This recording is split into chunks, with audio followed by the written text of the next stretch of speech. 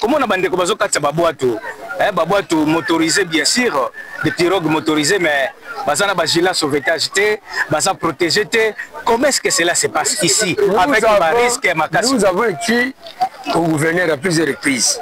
Il n'est pas le seul qui est en place. Même avec la prédécesseur, nous avons écrit pour déclarer le problème à bac. Un bac est en panne et le devis de fuite de route s'élève à $19 000. $19 000 et vendent ces bagues. La province ne parvient pas à donner $19 000 à le fuite de route afin que le bac est salé. Un papa nous a déjà deux batteries à changer.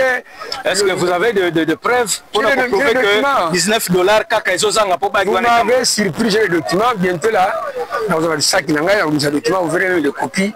Nous avons, il y a aussi une copie d'information pour le gouvernorat et qu'on sort. La copie est allée. Et même une chanson, on a vu d'autres autorités compétentes dans la matière, mais il n'y a pas de solution. Solution ZAT, $19 000, province Azo Coca-Cola. Ça fait maintenant, ça c'est la 14e année. 14e année. C'est depuis 2011.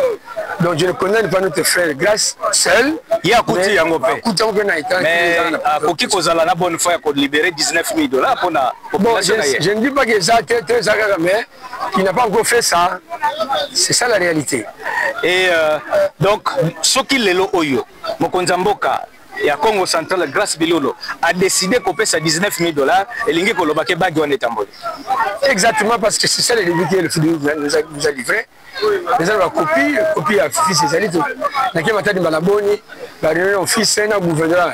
Mais, puisqu'il y avait une solution, ZAT. Awa, Tozana Kinkenge. Tozana Songololo, ici nous sommes à Kinganga. Kingaga. Territoire de Songololo. Centre commercial de Kinganga, mais dans le territoire de Songololo. En face, là-bas, quand vous traversez, vous avez d'office territoire de Louis.